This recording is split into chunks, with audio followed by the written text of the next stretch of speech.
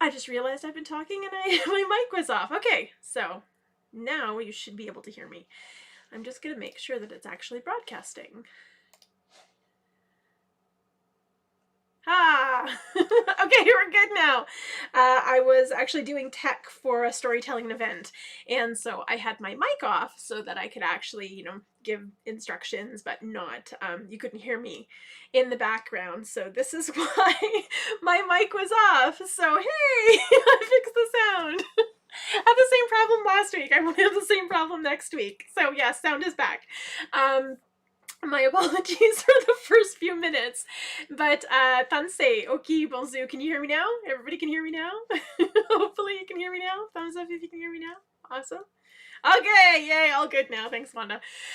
So yes, I'm gonna just go back to when I started. I kind of was talking about the moon and just how incredibly gorgeous it was, and just how brilliant and strong it was. It's just so crisp and clear and beautiful in the winter, and so it's just a gift to be able to bask under the moon, to be able to understand why the moon phases are the way that they are. So this new moon is called, or sorry, the last full moon that we had was called the snow moon. It's also known as the winter moon, or sometimes it's called the hunger moon. But to me, it symbolizes that time when, of course, it's the coldest.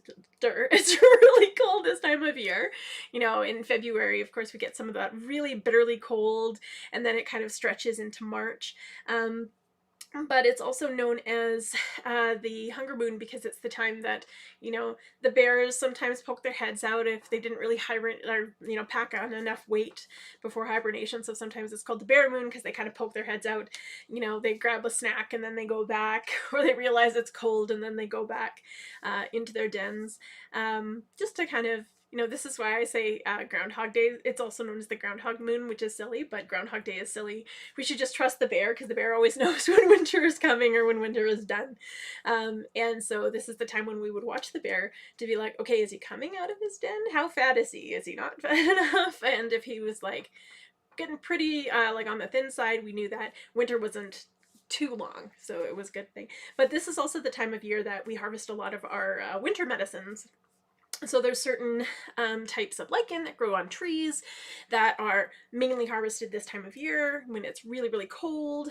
There's also, of course, Kansas or Kennebec, the red willow bark. This is the time of year where we would harvest it because, of course, all of the medicine is in the roots, and it pushes all of the medicines out of the roots and into the branches. So this is why it's like the most vibrant color red this time of year, and it's just absolutely beautiful. But it's super concentrated, which is why it's the great time to collect it. There's also, I don't know what they're called. I call them winter berries or snowberries because this is the best time to pick them. But they're these, usually during the year they're bright red, but in the winter you leave them on because they're actually toxic, but then over the winter they actually shrivel, and there's a chemical reaction that happens in them so that they become not so toxic, and they're really, really high in antioxidants, and they're really good, really, really high in iron. And so this is the time of year that we would collect them, and we wouldn't eat them like crazy, but we'd have like one or two in tea, and it's really, really great. I don't know the actual name of them, I just know what they look like on the tree, because it's hard to compare when you don't see the leaves because, of course, it's the winter. But yeah, this is the best time of year to collect them. And there's different medicines in different territories that are collected this time of year. And so I suggest like getting to know different knowledge keepers and different medicine keepers. And so you can learn those medicines, and so you can share and understand and build the relationship and a respect for those medicines. And we can find different medicines in every season, and there's always a time and a place and a way to harvest. And I think that's really what we have to understand and build that respect and that connection to those medicines. And so I just wanted to welcome everybody to Treaty 7 territory. So I am Cree and Anishinaabe and Métis. I'm from Muskeg Lake Cree Nation, which is in Treaty 6 territory, kind of on the border of Treaty 6 and Treaty 4 territory, but we go into Treaty 6. And so this isn't technically my home, but this has always felt like my home. It's always been, where I keep getting drawn to. And there's something really incredible about the Bow River and the Elbow River when they come together, because that's that connection. And I feel that connection. I feel that sense of community, that sense of always drawing me in and always bringing me forward. I think every city and every area has a different energy. And it's when you find that place that really calls to you and resonates with you, and it might be one place for your whole life, it might be multiple places throughout your life, but we all have different lessons to learn. And it's a gift to be here in Mohinstis, which means elbow in Blackfoot. So this is the traditional territory of the Treaty 7 people. I honor the Blackfoot of Siksika, Kainai, and Pagani for all of the teachings that they have shared with me, for the wonderful elders and the guidance, for the incredible friendships that I have made, and just those connections that, you know, we continue to build. It's just always incredible to be able to learn and listen and understand a little bit deeper things that are outside of ourselves or outside of our family or outside of our scope, because that's how we build relationships and that's how we break down those walls of discrimination. Yesterday was National Fight Discrimination Day, so happy Fight Discrimination Day, everybody. But I think that's part of it, learning each other's stories and being able to sit down for tea and being able to, you know, go to events or go to gatherings or march alongside people as allies to be able to understand. I mean, that's a huge part of coming together as a community. And so I honor the Blackfoot and all of the amazingly strong women that I have worked with on the front lines of so many different events and so many different marches and rallies and you know, important issues that we've really been, you know, fighting for. And I think it's just a gift to be able, you know, hear those stories and understand that in a deeper level. And so when we do that land acknowledgement, we've always acknowledged the Blackfoot because this was all of their territory. And they invited the Stoney Nakoda in during the Highway of Tears, or no, the Trail of Tears, sorry. The Highway of Tears is here in BC, but the Trail of Tears, there was a lot of amazing families that were just being lost, and so many of the Nakota came up here to kind of get away and were given this space. The Blackfoot were like, here, this is this wonderful space, it's close to the mountains, you'll have to defend us from the Cree, or at least warn us when they're coming. But that's how they established a home, a community. And so you can feel that energy of relief, that energy of resettling, that energy that they have brought with them of hope. And I feel that every time I go up into the Stoney Nakoda area, there's Chiniki, Bears Paw, and Wesley up there. And I've worked with all three nations, whether it be with the youth or with the elders or with everybody in between. And it's just such a blessing to be able to learn so many different perspectives. And I go out to that land to sweat all the time, and it just fills me with such hope, and it fills me with such joy and a sense of release and a sense of camaraderie and community, and so it's a blessing to be there. I also honor the Tsutsuna, who are known as the Beaver people, so they're up around the Weasel Head. I kind of go through there. I miss the beavers. I'm gonna say it flat out. I was always looking forward to in the springtime going sweetgrass picking in Tsutsuna, but since the ring road was built, there was a family of beavers that used to kind of create a little nook, and the sweetgrass used to grow like in that wet swampy soil area. But of course the beavers didn't like the loud machines that were coming and how they were starting to block their path, and so they just took off. So they haven't been there, and I really miss them. I really miss that you know, connection that I always had with them in the spring. It was one of those things that I just love to do. But you know, times change, and all you can do is, you know, pray and hope, and hope that we can honor the earth the way that she's meant to be honored. So that being said, I just wanted to welcome everybody into the circle today. I also wanted to acknowledge Métis Region 3, which is why I proudly wear my Métis sash to act as that bridge between Indigenous and non-Indigenous culture. This Métis sash actually was gifted to me from a Blackfoot elder, so wow, that's amazing. And he's just, he's wonderful. I'm gonna have to check in on him. I was thinking about him a lot today, so I'm gonna check on him tomorrow. But I just wanted to welcome everybody to the circle with the Cree welcome song. Traditionally, when we sing songs, we sing in rounds of 4 to honor the 4 directions of the medicine wheel. But this song, we sing in rounds of 3, and that's to get the circle open and welcoming so everyone completes the circle today. Because in a circle, we're all connected. There's no beginning, there's no end. No one is greater or less than anyone else in the circle, just like in the hoop of life. So it teaches us to really honor each other for those differences. And I would say, because if everybody was exactly the same, the world would be incredibly boring and nothing would ever get done. And I think it's really hard, especially for youth, because they're seeing all of these people online or in social media apps that they're trying to emulate. And you have to tell them, like, they're incredible. They are the only one who can be themselves. And to really support them in that journey of self-discovery and of understanding who they are and how privileged they are to be who they are. It's a gift. And so I'm trying to support that with my kids right now, because all of my kids are youth, right?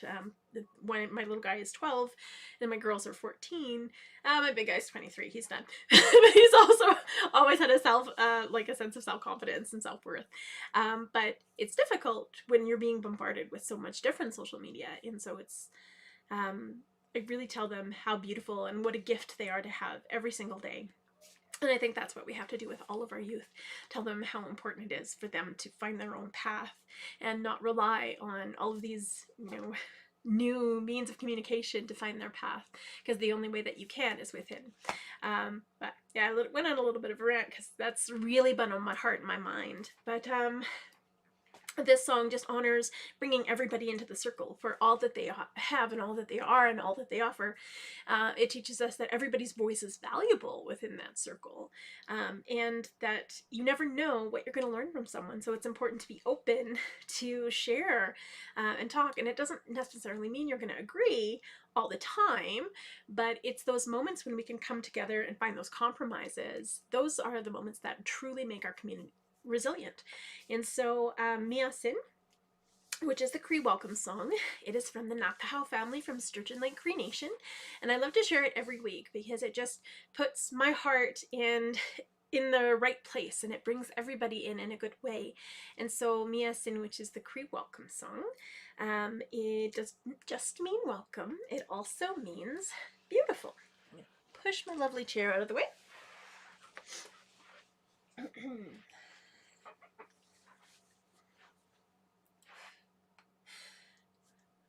Miasin, miasen, hasemina,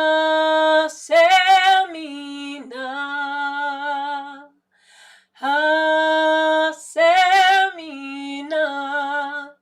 epetagote, niwagomagan. Hota homa kitaskino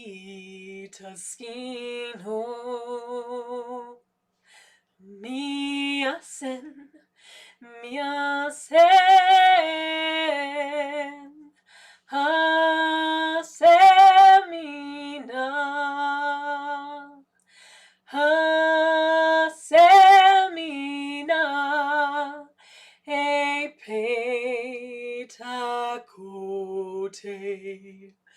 niwagomagan. Hota homa kitaskino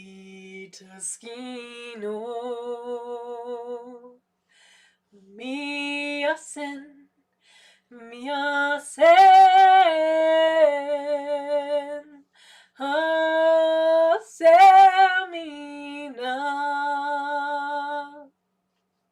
hasemina epetakote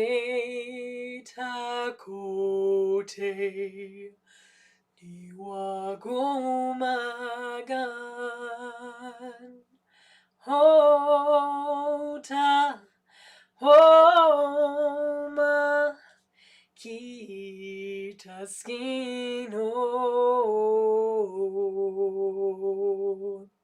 Hi, and welcome to the circle, everybody. So, I wanted to share a song that I was anticipating on sharing last week, but for some reason it was just eluding me. And I always say whatever's meant to be shared will be shared, and this is why I never write anything down or script anything. Even when I'm sharing my teachings, I just let, Creator work through me, and whatever's meant to be shared will be shared. And so everything happens for a reason. And so this song is, it finally came to me today. This is a song that I don't want to say I wrote, because I don't feel like I write the songs that come through me. I just feel like they come through me. So this song came through me when I was listening to the birds and understanding their sense of community and their sense of camaraderie and their sense of honoring everybody's voice, because they honor everybody's voice in the circle. And to me, it was the blue jay that really carries those voices, because the blue jay will it'll actually mimic other birds to communicate with them. It will mimic the sound of a hawk to warn people, or warn the different animals and warn the different birds if danger is coming. And it also will step in if it knows that a bird has lost its life and maybe it has some eggs that need to be taken care of. It will actually go and let other birds know, or it will become the surrogate for that family, which is pretty amazing. But it teaches us that sometimes we have to step into those roles that maybe were meant for us in the beginning, but we can take them on because Creator puts us here, and Creator puts us in the right place for the right reasons at the right moment. And so it teaches us that sense of community is within each and every one of us, and that sense of community comes from our voices and really listening, paying attention, stepping up and speaking out when we need to, but also remembering that sometimes our words can hurt. And so we have to dial it back and really speak with empathy and compassion and caring, and recognize when we speak out of anger, that's not coming from our spirit. That's coming from sometimes our mind or sometimes our heart when it's hurt.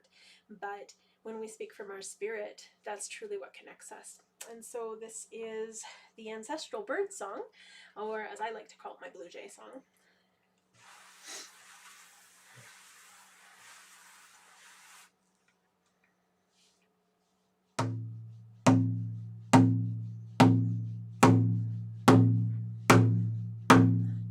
Way ah, way ah, way ho.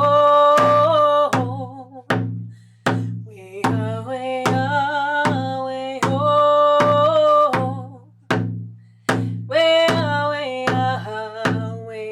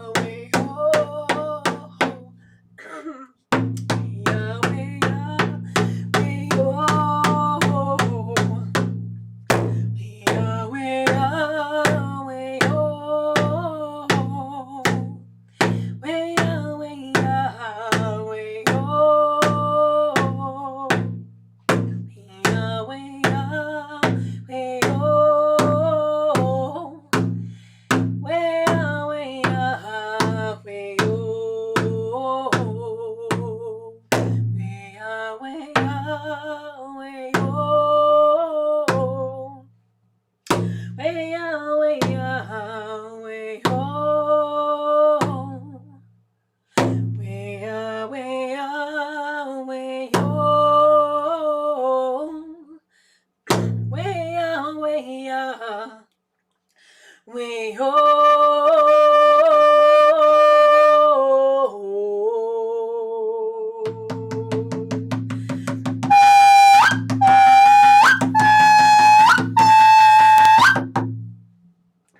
Sorry, I lost my voice there in the middle. I think that's a good time to smudge. So I'm gonna, of course, start with or begin. I'd love to begin with a smudge. Just because it's been a long few days. I've been quite busy, and I like to smudge every day, but it's been a couple of days since I've smudged, and I've been feeling like really bleh, out of it. I find that when I smudge every day, it really helps to stave off like depression or anxiety. And the days that the few days that I haven't smudged in a row, I've been feeling kind of like my anxiety coming up, and you know, I've been feeling kind of like down on myself, and I'm like, okay, why am I feeling like this? And I'm like, oh right, I haven't smudged in a couple days. I better smudge tonight. So the first thing I'm going to do is I'm going to take off my earrings, because when we smudge, we want to make sure that we're not wearing any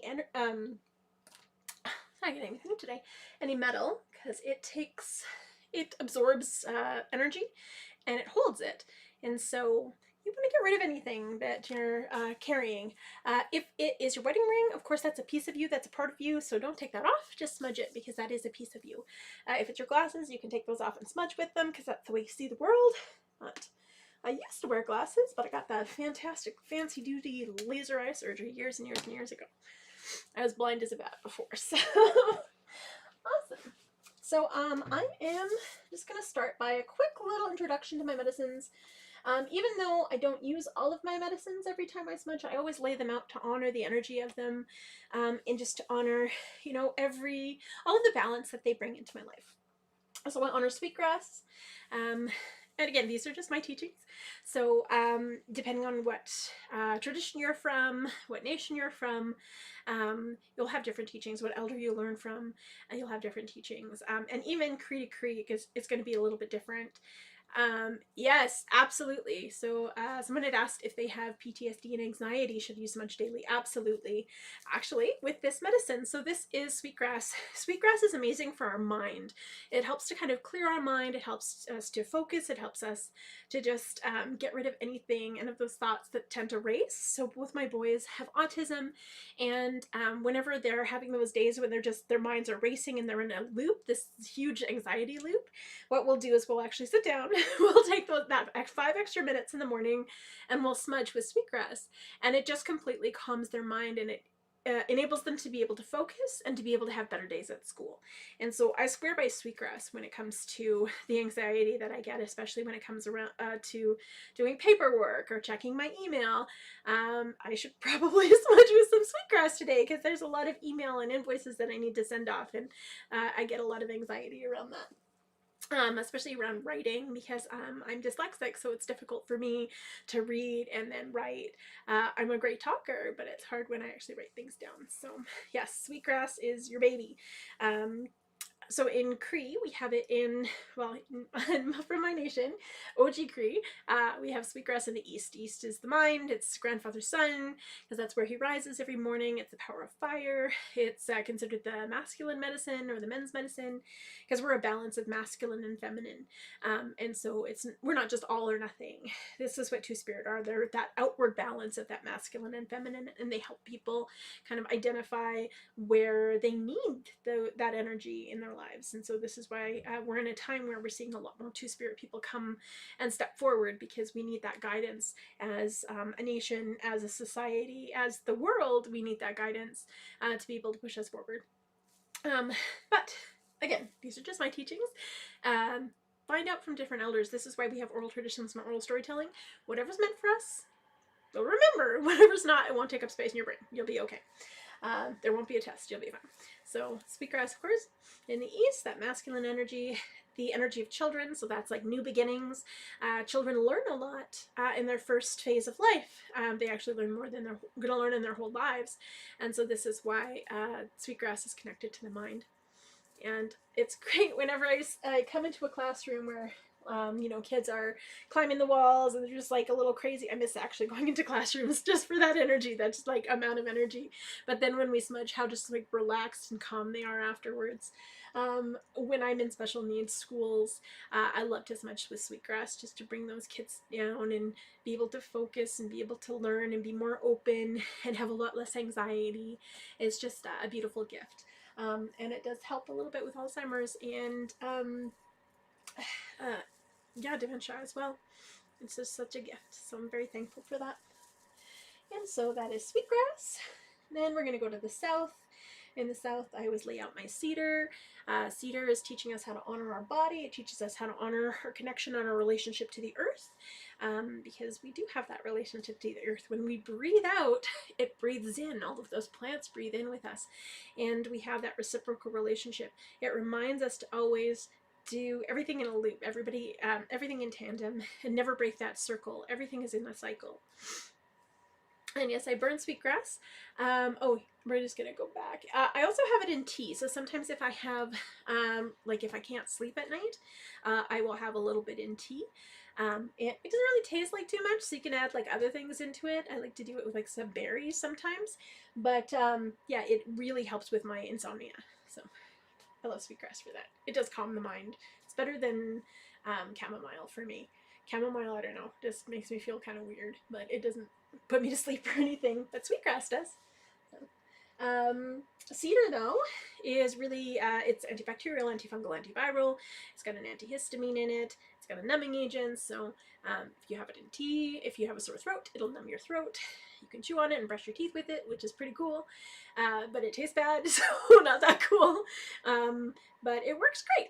Buckley's tastes awful and it works because Buckley's has cedar oil in it. So yes, it's just that reminder of how important it is to honor our body and honor that connection that our body has with the earth. Because if it wasn't for the earth, our body wouldn't be here. Our body wouldn't be sustained. And so it really honors that sacred bond that we have with the earth, because we're all related. This is why we see all my relations, because all of the plants and animals and rocks and wind and everything, we're all related, because we're made up of the same molecules. So of course we're related. I love science because it's just like, this is what we believed in for thousands of years. The next medicine, and the medicine that we're going to smudge with today, I'm only going to share one of the medicines because there's actually 27 different kinds of sage, and I think I have like 8 different ones that I have. But today we're just going to be smudging with this sage, which is buffalo sage. It's also known as buffalo grass. But this is what we're going to be smudging with today. It's considered the women's medicine. It's the water medicine. So it actually filters water. There's different kinds of sage that filter water better than others, but still it's really good to kind of add in different things. Courtney asked about cedar whitening teeth. It does. When I'm sick and I have like a cup or two of cedar a day, for some reason my teeth look amazing. So I don't know if it's just one of those, you know, wonderful, unfortunate side effects of cedar. But yeah, my teeth got a little whiter whenever I have cedar in my tea. For me. But with sage, you can put sage in your tea. It's good for getting things flowing. If you are on your moon time and you're getting cramps, it helps with cramps. It's really good for arthritis. You can soak your hands in the stems. So I never throw out my stems. I always save all my stems. So even though I'm pulling all of my leaves off my stems, I always save them. And I'll either use them for different things. You can use them for kindling, for fire keeping, or you can use them for soaking your hands in if you have, what's it called? Like arthritis, because your joints will get a little stiff. I know that when I'm making a lot of drums or when I'm doing like a lot of art crafting, I don't like the word craft, but you know, I'm making beautiful things. My joints will get really, really stiff, especially if I'm working at it for a really long time. So I'll just soak it in like some cedar and some of the sage stems, and it just really gets into your joints. It's really wonderful. but it's good for, think of things like getting things flowing. It's about liquid, right? It's about honoring your emotions, which are liquid. This is why we leak from our face when we get emotional, we cry. It also teaches us about that connection that we have to the moon. So we have grandfather east in, or grandfather in moon, grandfather sun in the east, grandmother moon in the west. I have been detoxing from coffee, so apparently I can't talk.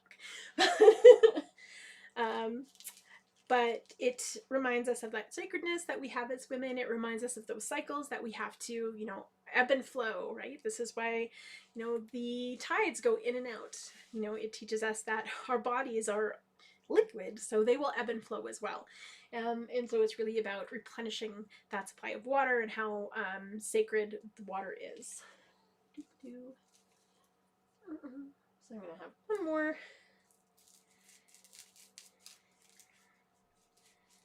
But if you have, I always have an excessive amount of these, so in the springtime, one of my elders recommended that I just throw them out and give them to the birds, and the birds love them. They will come and take them for their nests. So right in the springtime, as soon as everything starts thawing out, I will just throw them all around my fire pit, and they will come and they will actually take all of those beautiful sage stems for their nests, which is really awesome.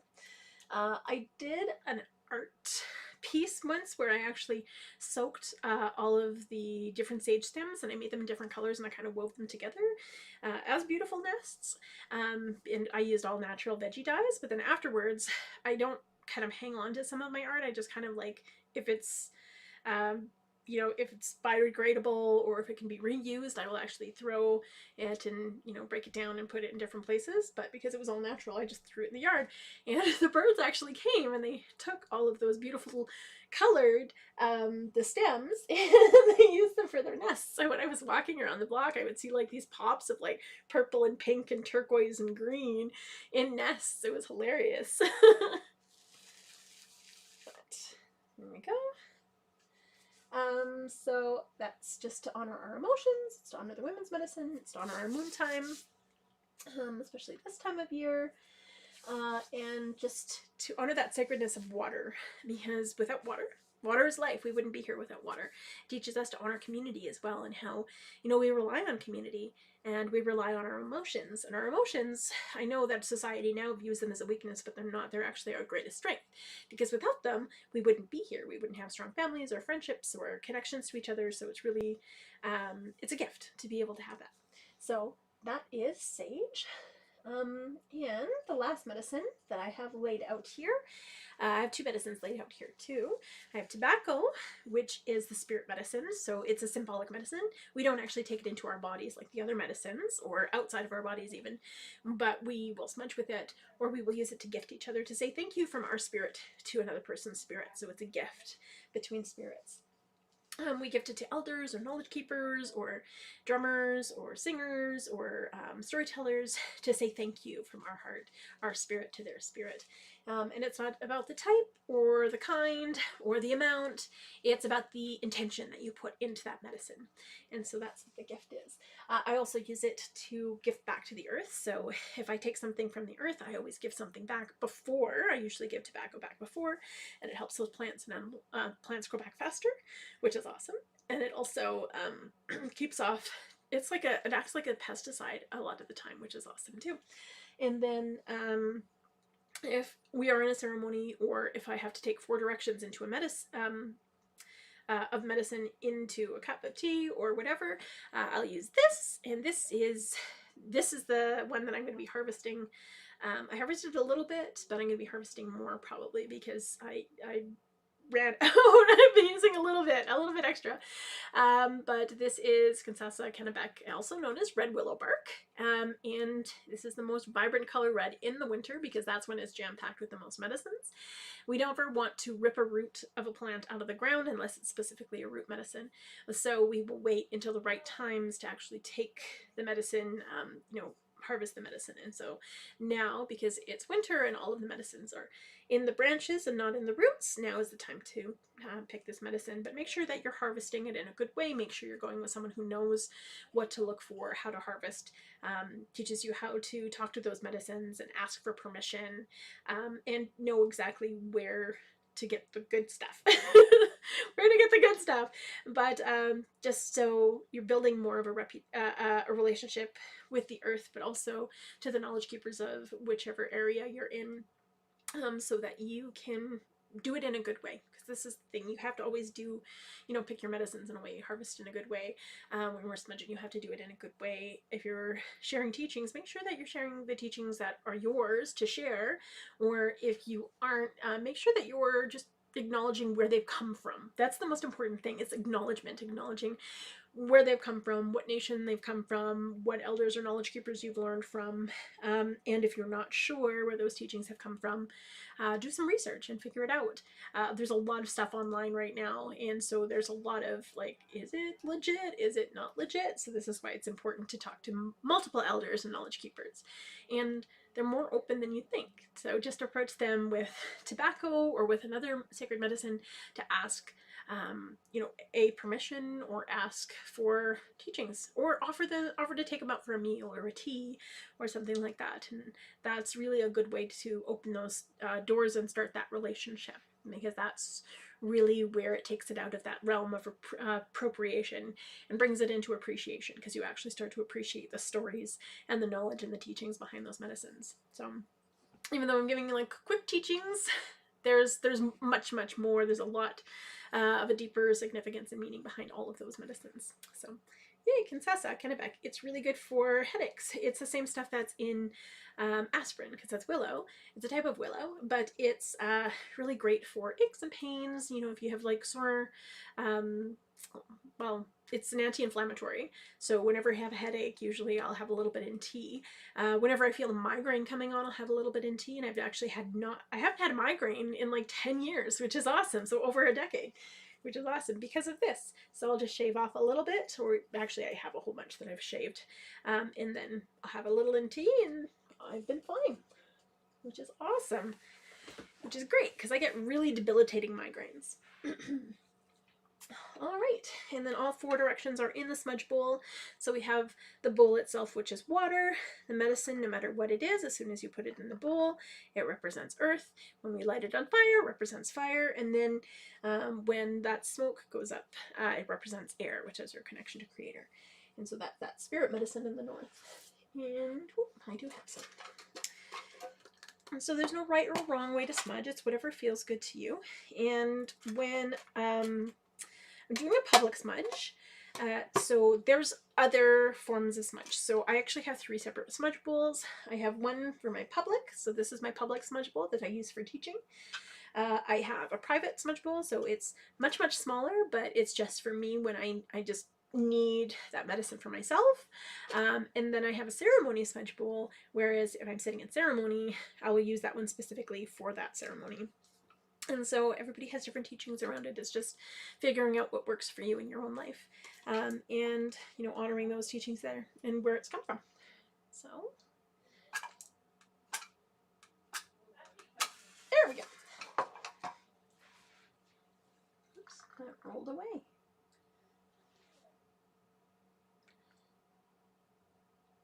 Now you just have to light a little bit of it, and it'll burn all the way through. And then you can fan it with your hand, or a feather, or a fan. I don't have feathers anymore because I have cats and they keep getting them. Even though I've been gifted beautiful feathers, they just end up, my cats just end up running away with them. And just to protect the feathers, I will actually just put them away. So I've got them in, places, and I take them out only for certain times and put them right back afterwards. But yeah, it's hazardous to have feathers in my household. Which is a hot mess when I'm making dream catchers. But the first thing you want to do is you want to fan it with your hand. You never want to blow on it, because your breath is your life and your life is precious, and you don't waste that for anybody. So I'm going to fan it with my hand just to get it going. And then second thing I do is make sure that I'm cleaning my hands. I'm washing my hands in it, so that anything that I'm carrying I get rid of. And then I bring it over my body 4 times to honor the 4 directions in my body. Again, it's however feels good to you. So you can do a long smudge, you can do a short smudge. My kids will just bring it over themselves. They'll smudge their mind, their heart, their belly button, because that's where your spirit is, then their whole body again, and they'll be like, thanks, bye mom. But again, it's whatever feels good to you. I smudge my mind so that I can think clearly and learn from every person that crosses my path, so I can be open-minded and never rigid with my thinking. So that's the best way to learn. Also, get a little bit of a headache because I am detoxing from coffee. I was drinking coffee every single day, and I was like, I'm gonna take a break from coffee, and my body's like, oh my gosh, what's happening? I'm so tired. So I'm gonna smudge my mind for that, so I can focus a little bit better.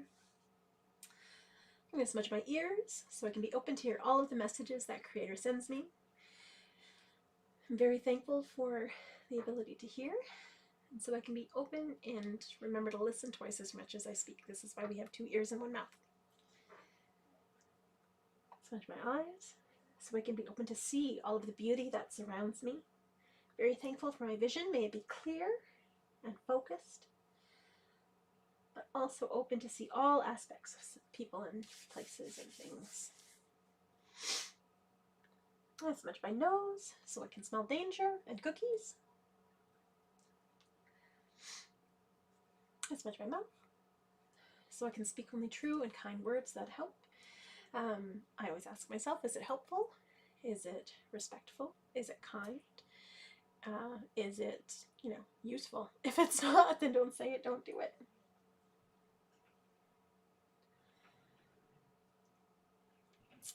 I smudge my throat because I'm very thankful for my voice this lifetime, so I can continue to give voice to the voiceless. I also thank Creator for my voice. My singing voice is part of my name. It's she who sings and dances with spirits in a storm, which is another reason why my nickname is Stormy. So I'm very thankful for that gift, for that name from emotion. I smudge my lungs so I breathe good, clean air to help me with my asthma, and to honor the sacred breath that we all share, to remind us of that humility, of that connection between everyone. I smudge my heart so I can remember to be kind and compassionate and show unconditional love to all of those people around me, my family, my friends, loved ones, people I haven't met yet, but also to myself. It's important to be gentle with ourselves.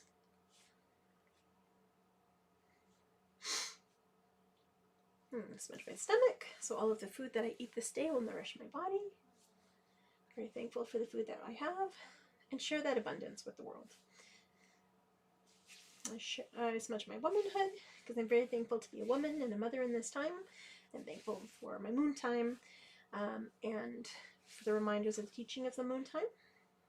And even though I'm a 2-spirit woman, so I do embody that masculine and feminine energy depending on what I'm doing and depending on which ceremonies I am taking part in. I still am in this female body this lifetime, which has gifted me the ability to have my kids.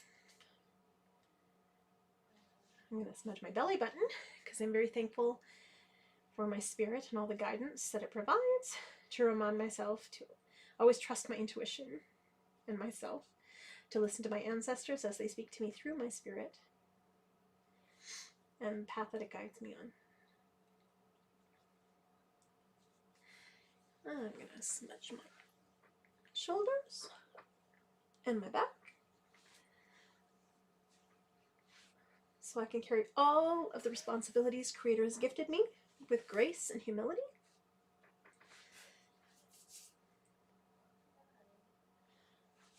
I'm going to smudge my arms and my hands so I can do the good work that Creator's put me here to do. And then I'm going to smudge my legs so I can walk this red road in a good way. That's the path of Aboriginal spirituality. Very thankful for the path that I walk.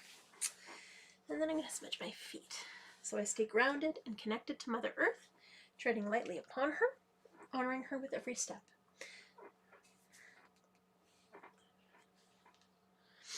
And then if there's anywhere else in your body that you need a little extra love, again, my head. Those lovely caffeine headaches. Although that's starting to go away because right before I started, I had a cup of a cup of tea with this. And so my headache's just about gone, which is great, because it was pretty intense earlier. My shoulder, of course, because it's a little funky town. I slept weird. And my hips, just because I've had so many hip surgeries. I'm always struggling with those, but if it wasn't for smudging and drumming, I probably wouldn't be walking the way that I am. So I'm very thankful for those teachings. And then if there's anyone in your life that you want to send that love and appreciation to, send that intention so that they are well, that healing. You can call them prayers or however you look at it, but it's really just about sending that energy and that appreciation and those beautiful intentions to them. So somebody who might be struggling with, healing, however that may look, whether it be physical healing, mental healing, emotional healing, or spiritual healing, holding those people in your heart and sending that healing to them, sending that intention to them. Maybe you're having a relationship struggle. You can send that to them as well, and so that you can clear up any of the dark clouds that are kind of in your way. And I always send love and appreciation to my kids. There's a couple that are having a harder time than others, but sending the love to all of them, because I'm just very, very thankful to have them all in my life.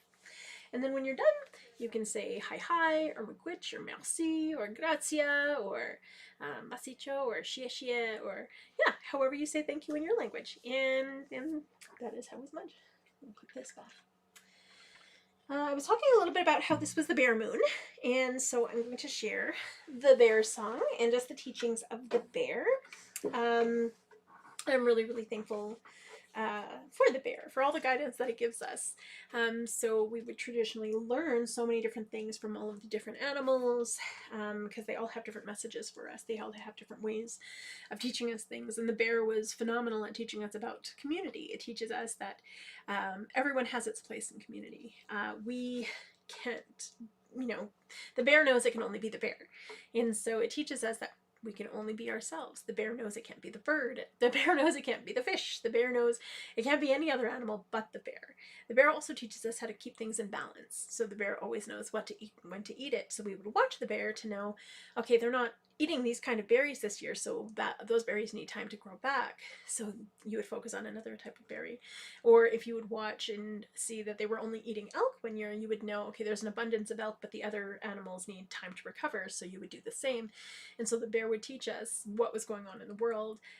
Even now, the bear still teaches us. Out west with the pine beetles, the bears are eating and chewing and clawing and ripping the pods of pine beetles off the trees, teaching us, like, trying to protect the trees, but also trying to show us, like, these beetles are a problem, they don't belong here, get rid of them. So the awareness of those things. If the fish isn't edible, so there was, I believe, there was, oh, I can't remember now, I'm blanking. Like, I have lack of caffeine brain. But there was a reserve, and they were kind of attached to a resort, and the bear one year just stopped eating the fish, and the people who usually watch the bear were like, well, the First Nations people were like, whoa, the bears aren't eating the fish, don't eat the fish. And so they tried to warn everybody in the resort town, don't eat the fish, don't go fishing, there's something wrong. But of course nobody really was, no, I'm sure it'll be fine. And of course everybody started having a lot of tummy troubles. And when scientists came in, first they tested the water to figure out if that was making everybody sick, but it was fine. But when they tested the fish, they found a microorganism in the fish that was making everybody sick. So the bear knew it. They didn't touch the fish. The First Nations people who watched the bear knew it. They didn't touch the fish. Nobody else got the memo and had a pretty miserable summer. And so the bear teaches us to listen, to really pay attention, and, watch the environment around us. How can we contribute in a meaningful way? How can we keep it in balance? The bear teaches us how to do that. It also teaches us timing. It always knows when to go to sleep and when to wake up. This is why it's called the bear moon, because we would watch the bear to know, okay, did it poke its head out? And did it go back in its den? How was it looking? Was it still a little chubby? Did it have like an extra several weeks ready to go? Or this is why groundhogs are useless. They're like, oh, my shadow, it's cold, I'm out. But the bear would know, okay, no, I just needed to smell the air to know where everything else was. And so we would typically watch the bear to know how to get ready for the season ahead. And so we have to do that. It teaches us how to be aware. And so this is the Anishinaabe Bear Song. I had learned it.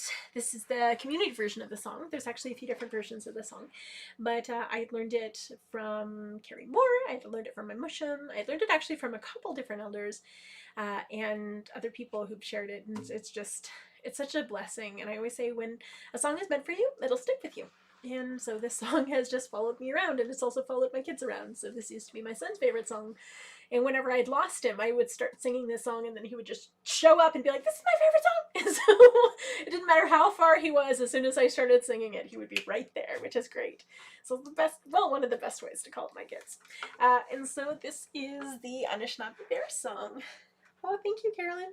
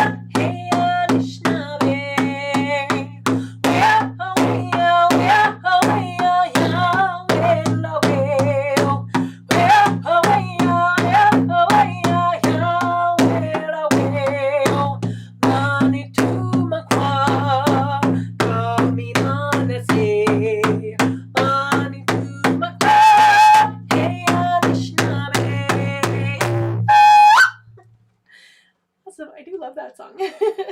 And so, oh my gosh, that went really quickly. So I'm going to share one more song just to close. But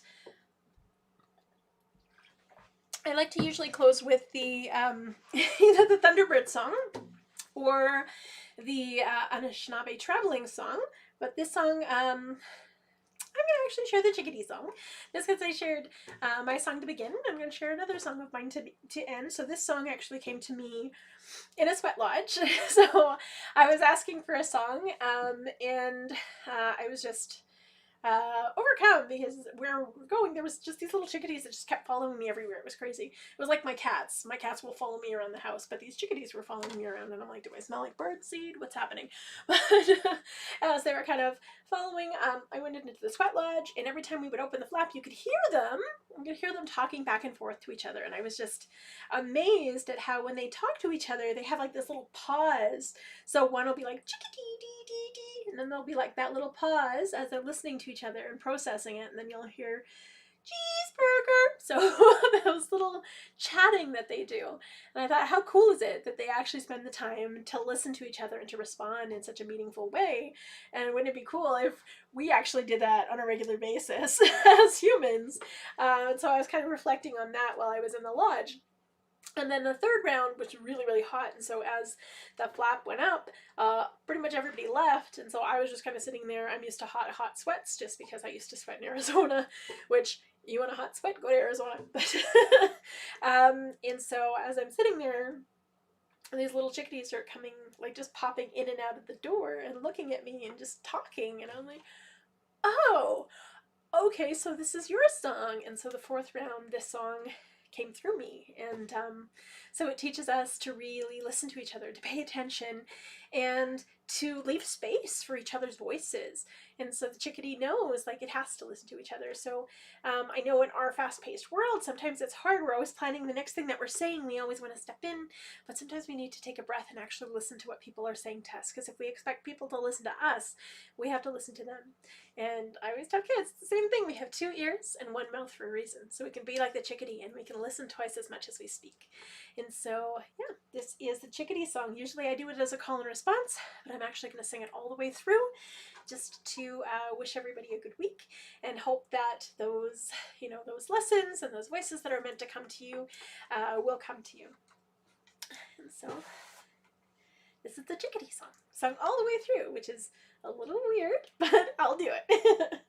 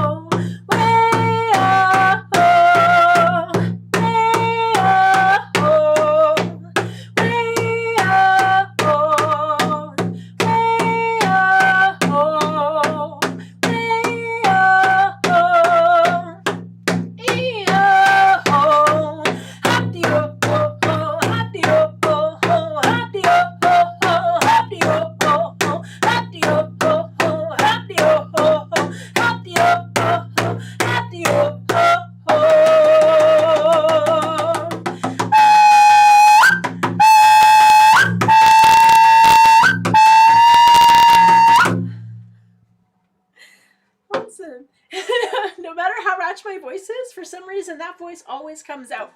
And so, hi everybody. Thank you so much for sharing another Tuesday with me. Much appreciated. Feel free to share. I do save all of the programs. They're always there. If somebody doesn't have Facebook, because a lot of people watch me on Facebook, you can always share it on YouTube, which is YouTube/Storm Shadow Song. So that's me.